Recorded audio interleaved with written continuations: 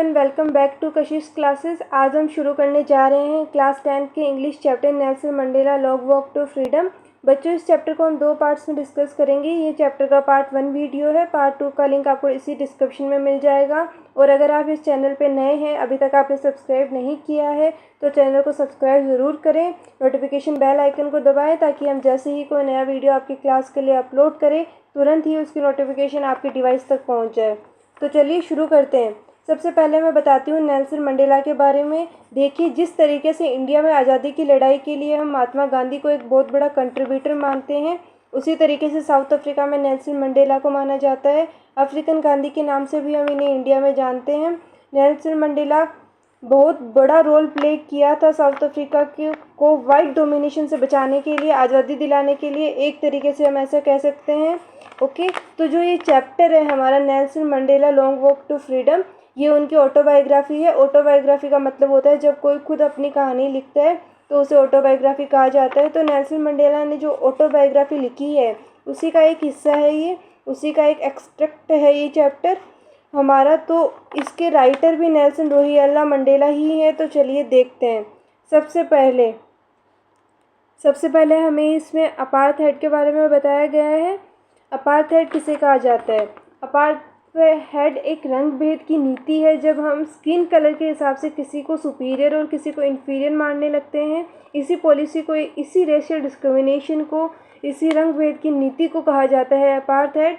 Africa में apartheid काफ़ी किया जाता था। ब्लैक लोगों को, जो वाइट्स थे, वो इन्फीरियर मानते थे, अपने से नीचा मानते थे। नेल्सन मंडेला ने अपनी पूरी ज़िंदगी साउथ अफ्रीका को फ्री कराने में लगा दी थी। ओके, वो अफ्रीकन नेशनल कांग्रेस का एक बहुत बड़ा हिस्सा थे और ये एक वहाँ की पार्टी थी। नेल्सन मंडेला ने 30 साल जेल में गुजारे अपने देश के लिए। आखिरकार 1994 में साउथ अफ्रीका में वहाँ की पुरानी सरकार ने इलेक्शन कराए और उन इलेक्शन में नेल्सन मंडेला की जो पार्टी थी अफ्रीकन नेशनल कांग्रेस, उसको 252 सीट्स मिली 400 में से, यानी क्लियर मेजोरिटी से एक ये नई शुरुआत हुई साउथ अफ्रीका में। अपनी ऑटोबायोग्राफी का नाम है लॉन्ग वॉक टू फ्रीडम। उन्होंने इसी हिस्ट्रिक ओकेज़न का जिक्र किया है। कौन सी हिस्ट्रिक ओकेज़न का? जिसको द इनॉग्रेशन नाम से जाना जाता है। द इनॉग्रेशन से किस अवसर को, किस दिन को जाना जाता है? जब साउथ अफ्रीका में डेमोक्रेटिक इलेक्शंस हुए थे। उन इलेक्शंस में जो ये अफ्रीकन नेशनल कांग्रेस ये जीती थी और वहाँ की सरकार है जो पहले वाइट पीपल के हाथ में होती थी, अब वो सरकार चेंज होने वाली है। ठीक है, तो इसी इवेंट को, इसी हिस्ट्रिक ओकेज़न को द इनॉग्रेशन नाम से जाना जाता है और ये डेट है 10 मई 1994। इसी दिन ये हुआ था। ये एक न्यूज़ आर्टिकल, उसी दौरान के एक न्यूज़ आर्टिकल का पेपर का हिस्सा है। ये एक न्यूज़ आर्टिकल उसी दौरान के एक न्यूज़पेपर का है। नेल्सन मंडेला साउथ अफ्रीका के पहले ब्लैक प्रेसिडेंट बने हैं। लगभग 30 सालों के वाइट रूल के बाद, अंग्रेज़ों ने 30 साल के राज के बाद पहला ब्लैक प्रेसिडेंट बने हैं नेल्सन मंडेला। नेल्सन मंडेला की अफ्रीकन नेशनल कांग्रेस ANC ने 252 सीट जीती है 400 में से। साउथ अफ्रीका के पहले डेमोक्रेटिक इलेक्शंस में, पहले ये इलेक्शंस थे जो फ्री एंड फेयर हुए थे साउथ अफ्रीका में। जो द इनॉग्रेशन है, यानी जो नए मिनिस्टर्स बनने वाले हैं, जो नई सरकार आने वाली है, इसकी जो स्टार्टिंग की सेरेमनी है वो यूनिट बिल्डिंग्स के एम्पी थिएटर में होगी। एम्पी थिएटर कहा जाता है किसी ऐसी बिल्डिंग को जहाँ पर बहुत सारी सीट्स हो बैठने के लिए, एक स्टेज हो लेकिन जहाँ पे छत ना हो। आप इसे एक क्रिकेट ग्राउंड से कंपेयर कर सकते हैं। प्रेटोरिया एक जगह का नाम है। प्रेटोरिया में यूनियन बिल्डिंग के एम्पी थिएटर में ये सेरेमनी होने वाली थी। स्वेरिंग इन सेरेमनी, शपथ ग्रहण समारोह होने वाला था। जो नए प्रेसिडेंट और मिनिस्टर्स बनने वाले हैं उनका जो ये समारोह हुआ था, जिसको द इनॉग्रेशन के नाम से जाना जाता है, ये पूरी दुनिया में आए हुए अलग अलग पॉलिटिशियंस और डिग्नेटरीज ने अटेंड किया था, जो 140 अलग अलग देशों से आए थे। Never never again will this beautiful land experience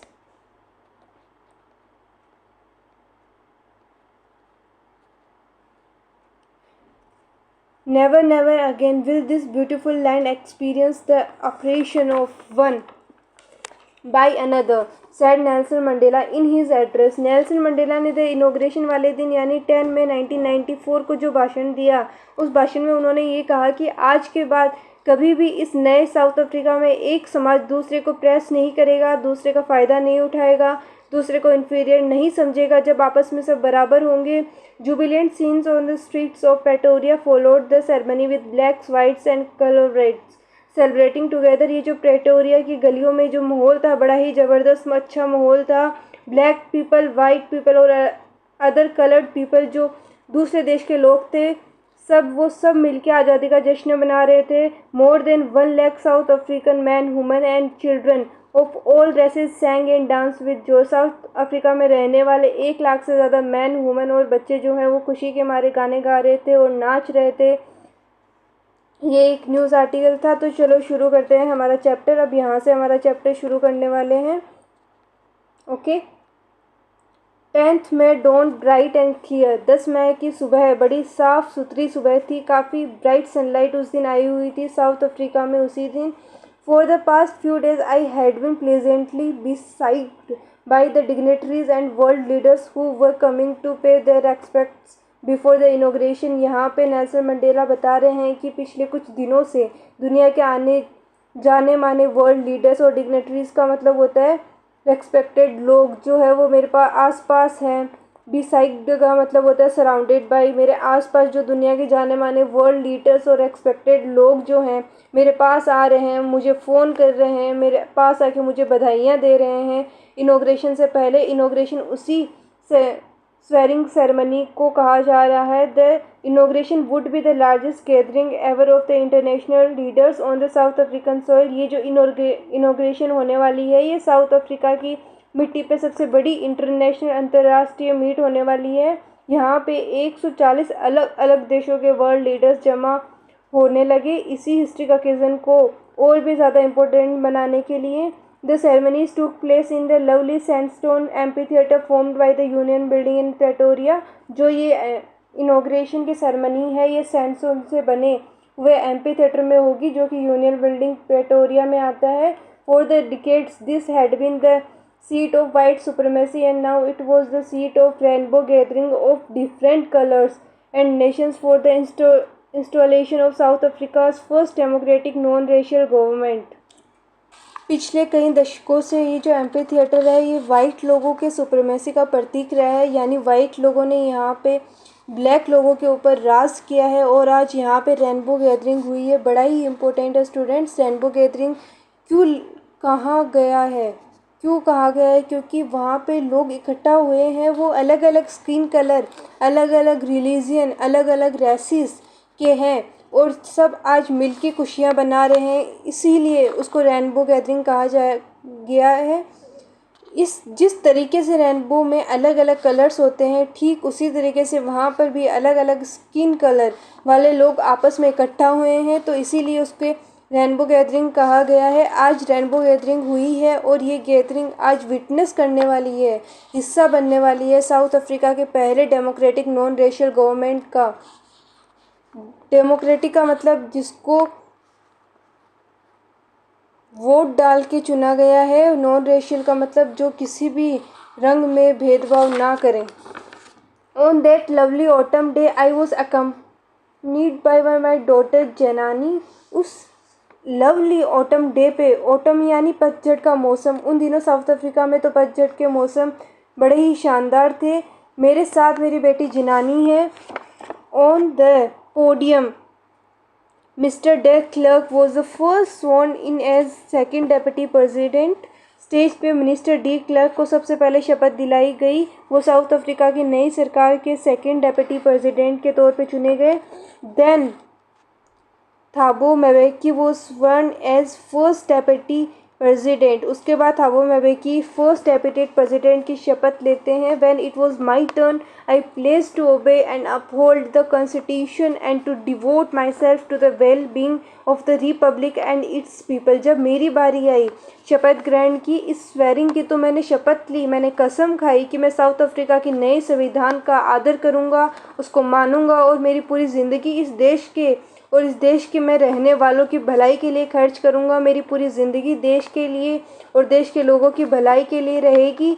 to the assembled guest and the watching world I said. जो लोग वहाँ पे इकट्ठा हुए थे बाहर के देशों के जो मेहमान जो वहाँ पे इकट्ठा हुए थे और जो पूरी दुनिया हमें देख रही थी, उसको मैंने कहा।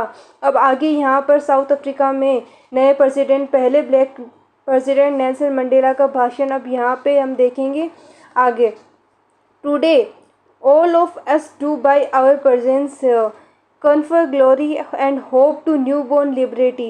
आज हम जो यहाँ पे मौजूद है और आज हम हिस्सा बन रहे हैं, ग्लोरीफाई कर रहे हैं इस नए न्यू बॉर्न लिबर्टी को, जो नई नई आज़ादी हमारे देश को मिली है। आज हम इसको और भी ज़्यादा ग्लोरीफाई कर रहे हैं। Out of the experience of an extra ordinary human disaster that lasted too long must be born a society of which all humanity will be proud। अब देखिए थोड़े से डिफ़िकल्ट शब्द यहाँ पे यूज़ किए गए हैं, ठीक है। तो मैं आप लोगों को सजेस्ट करूँगी कि जिन शब्दों को या जिन लाइनों का मीनिंग आपको नहीं पता है, तो बाद में आपको दिक्कत आएगी, तो आप पेंसिल से या पेन से जैसे भी चाहे अपनी बुक्स में इसे मार्क कर सकते हैं। देखिए इस लाइन का मतलब है कि जो ये एक्स्ट्रा ऑर्डिनरी ह्यूमन डिजास्टर हुआ था, ये किसको कहा गया? अपार्थाइड की, रंग भेद की नीति को, जो ब्रिटिशर्स ने, वाइट पीपल ने अपना रखी थी, उसको इसने ह्यूमन डिजास्टर कहा है। कि ये जो अपार्थाइड की पॉलिसी, हमने दर्दनाक पॉलिसी का जो हमने अनुभव किया है, जो बहुत लंबी चली है, ठीक उसी के ख़त्म होने के बाद हम एक ऐसा समाज, एक ऐसी सोसाइटी बनाएंगे जिसमें पूरी दुनिया प्राउड महसूस करेगी, पूरी दुनिया गर्व महसूस करेगी, ठीक है। मतलब बहुत लंबे समय के बाद तक हमने एक डिजास्टर वाले एरिया में हम रहे हैं। अब उससे जब हम बाहर निकले हैं, हमें बाहर निकलने का मौका मिला है, तो हम एक ऐसी सोसाइटी बनाएंगे जिसके ऊपर पूरी दुनिया गर्व करेगी। We who were outlaws not so long ago have today been the rare privilege to be host to the nations of the world on our own soil. हम जो कि आउटलॉज समझे जाते थे, आउटलॉज उनको कहा जाता है जिनको मतलब सोसाइटी से बाहर फेंक दिया जाता है, जिनको सोसाइटी का हिस्सा नहीं समझा जाता। दरअसल हुआ क्या था, जब साउथ अफ्रीका में वाइट गवर्नमेंट थी, तो बहुत से देशों ने ब्लैक लोगों के साथ डील करना बैन कर दिया था। तो क्या कह रहे हैं नेल्सन मंडेला यहाँ पे? हम लोग जिनके ज़्यादा पुरानी बात नहीं है कि आउटलुक समझा जाता था, आज हमें रेयर प्रिविलेज मिली है, आज हम प्रिविलेज महसूस कर रहे हैं, ठीक है। आज हम प्रिविलेज महसूस कर रहे हैं, आज हमें अपनी मिट्टी पे दुनिया के वर्ल्ड लीडर्स को बुलाने का, उनकी खातिरदारी करने का मौका मिला है। We thank all of our distinguished international guest for having come to take position with the people of our country of what is after all a common victory for justice, for peace, for human dignity. आज हम welcome करते हैं हमारे international मेहमानों का। उन्होंने हमारी country के साथ भागीदारी की है, एक आम विक्ट्री। यानी यहाँ पे नेल्सन मंडेला क्या कहते हैं कि जो ये आज साउथ अफ्रीका में हो रहा है, सिर्फ साउथ अफ्रीका की जीत नहीं है, ये पूरी दुनिया की जीत है। ये इंसाफ की, शांति की, ह्यूमन डिग्निटी की, इंसान आयत की जीत है। We have at last achieved our political emancipation. आखिरकार हम पॉलिटिकली फ्री हो गए हैं। इमानिसिपेशन का मतलब होता है freedom. We pledge ourselves to liberate all our people from the continuing bondage of poverty, deprivation, suffering, gender and other discrimination. हम लोग शपथ लेते हैं कि हम अपने लोगों को आज़ादी दिलाएंगे गरीबी से। डेप्रिवेशन का मतलब होता है जब हम किसी चीज़ से वंचित रह जाते हैं, जब ये हमारा अधिकार नहीं मिलता है। सफरिंग यानी दुखों से, जेंडर डिस्क्रिमिनेशन से और इस तरह के भेदभाव से हम अपने देश की जनता को मुक्ति दिलाएंगे, ठीक। Never never and never again shall it be that beautiful land will again experience the operation of at one by another. आज से आने वाले सालों में कभी भी ऐसा नहीं होगा कि साउथ अफ्रीका की इस मिट्टी पे एक कम्युनिटी दूसरे के ऊपर ऑपरेशन करेगी, एक दूसरे का फ़ायदा उठाएगी, एक दूसरे को दबाएगी, एक दूसरे को डिस्क्रिमिनेट करेगी। ऐसा आगे आने वाले सालों में कभी नहीं होने वाला है। यानी एक तरीके से नेल्सन मंडेला क्या कहना चाह रहे हैं कि बेशक वाइट लोगों ने बहुत सालों तक हमारे ऊपर अत्याचार किया है, पर हमारे साथ भेदभाव किया है, हमारा फ़ायदा उठाया है, हमें एक्सपेक्टेशन किया है, लेकिन हम बदले में ऐसा नहीं करेंगे, ठीक है। जो वाइट पीपल हमारे देश में रहना चाहते हैं वो रह सकते हैं, हम उनको इक्वली ट्रीट करेंगे। ऐसा नहीं है कि हम उनसे बदला लेने के लिए अब उनका शोषण शुरू कर देंगे, ऐसा नहीं करेंगे। The sun shall never set on in so glorious human achievement. जो ये बेहतरीन ह्यूमन अचीवमेंट है, यहाँ पे कभी सूर्यास्त नहीं होगा, यानी ये अचीवमेंट हमेशा बनी रहेगी। Let the freedom resign, God bless Africa. भगवान करे कि हमेशा आज़ाद रहे हमारा देश, भगवान हमारे देश को आशीर्वाद दे, ऐसा वो कहते हैं। और a few moments later, we all lifted our eyes in awe as a spectacular array of South African jets, helicopters, and troops carriers rode in perfect formation over the Union buildings. अगले कुछ पलों में हमने अपनी आंखें आसमान की तरफ उठाई, क्योंकि जो साउथ अफ्रीका के जेट्स थे, जो भी एरोप्लेन्स थे, जेट थे, फाइटर जेट्स थे, ठीक है, साउथ अफ्रीका के फाइटर जेट्स थे, उन्होंने बड़ा शानदार नज़ारा, स्पेक्टिकुलर का मतलब होता है शानदार नज़ारा बनाया था, आसमान में शानदार परफॉर्मेंस बनाई थी उन्होंने। It was not A only A display of pin point precision and a military force, but a demonstration of the military's loyalty to democracy, to a new government that had been freely and fairly elected. ये जो आसमान में military और air force दिखा रहे हैं कि हम अपने देश की सेवा के लिए तैयार है, हम पावरफुल है, और वो ये भी दिखा रहे हैं कि मिलिट्री न्यूली इलेक्टेड गवर्नमेंट के प्रति वफादार रहेगी, एक ऐसी गवर्नमेंट जिसका फ्रीली और फेयर इलेक्शन हुआ है। ओनली मोमेंट्स बिफोर, कुछ क्षणों पहले, the highest generals of the South African Defence Force and Police, their chests bagged with ribbons and medals from days gone by, saluted me and pledged their loyalty. अभी कुछ पल पहले ही south Africa के defence forces थे, south Africa की जो सेना के हाईएस्ट जनरल्स हैं, पुलिस के हाईएस्ट जनरल्स ऑफिसर्स हैं, जिनकी छाती पे पुराने दिनों के मेडल लगे हुए हैं, रिबन लगे हुए हैं, उन्होंने मुझे सैल्यूट किया और शपथ ली कि वो मेरे प्रति वफादार रहेंगे। I was not unmindful of the fact that not so many years before they would not have saluted but arrested me. मुझे आज भी ये बात याद है कि कुछ साल पहले की बात होती तो ये लोग मुझे सैल्यूट नहीं करते, बाकी मुझे अरेस्ट कर लेते। Finally, a chevron of Impala jets left a smoke trail of the black, red, green, blue and gold of the new South African flag. चैवरॉन का मतलब यहाँ होता है वी शेप। इम्फाला जेट्स एक तरह के फाइटर जेट्स होते हैं जो साउथ अफ्रीका में उन दिनों होते थे, ठीक है। तो आखिरकार ब्लैक, रेड, ग्रीन कलर और ब्लू गोल्ड की स्मोक के साथ साउथ अफ्रीका का बड़ा सा झंडा आसमान में बनाया गया। The day was symbolized for me by the playing of our two national anthems and the vision of white singing Nkosi Sikelel iAfrika and black singing Die Stem the old anthem of the republic. ये दिन मेरे लिए symbolic रहेगा क्योंकि आज के दिन दो नेशनल एंथम बजेंगे साउथ अफ्रीका में, जहां वाइट लोग गा रहे हैं नकोसी सिकेलल आई अफ्रीका, ब्लैक्स गा रहे हैं डाई स्टेम जो कि पुराना राष्ट्रगान है। Although that day neither group new the lyrics of the anthem, they only despise they would soon know the words by heart. उस दिन किसी को भी ग्रुप को राष्ट्रगान पूरा याद नहीं था। राष्ट्रगान तो दो थे, लेकिन किसी भी ग्रुप को उसका टोन और उसके वर्ड्स याद नहीं थे, क्योंकि राष्ट्रगान को वो डिस्पाइस्ड करते थे, मतलब नापसंद करते थे। लेकिन वो दिन दूर नहीं है जब साउथ अफ्रीका के राष्ट्रगान के शब्द और टोन इन लोगों के दिल से याद रहेंगे। On the day of inauguration I was overwhelmed with a sense of history. आज इस दिन इनॉग्रेशन के मौके पे मुझे इतिहास याद आ रहा है। मैं ओवरवेल्ड हूँ। ओवरवेल्ड का मतलब होता है इमोशनल महसूस कर रहा हूँ। In the first decade of 20th century के पहले डिकेड में, यानी 1900 से 1910 तक,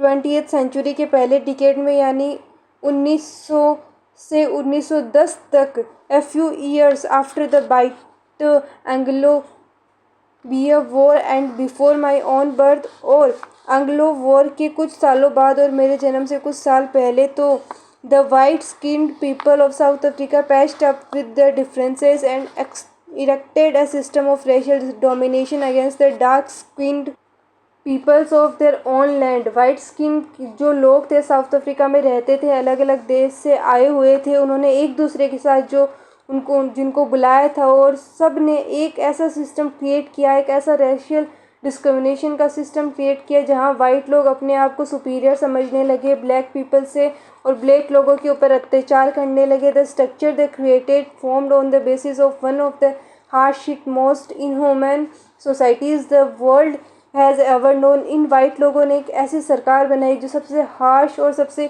अमानवीय थी, इंसानों के रहने के लायक नहीं थी। दुनिया की हिस्ट्री में शायद ही इतनी भयानक, इतनी दर्दनाक, इतनी अमानवीय सोसाइटी किसी ने देखी होगी। Now in the last decade of the 20th century and my own 8th decade as a man, that system had been overturned forever and replaced by one that recognized the rights and freedoms of all peoples regardless of the color of their skin। और जब 20th century के आखिरी दशक में खड़े हैं, यानी 1994 से 1990 से 2000 के बीच, तो लास्ट डिकेड, और जब 20th century के आखिरी दशक में खड़े हैं, यानी 1994 में 1990 से 2000 के बीच को लास्ट दशक कहा जाएगा 20th century का। और मैं जो 8 दशक यानी 80 साल पूरे कर चुका हूँ अपनी ज़िंदगी के, अब ये सिस्टम जो है वह हमेशा के लिए बदला जा चुका है और एक ऐसा नया सिस्टम अब आया है साउथ अफ्रीका में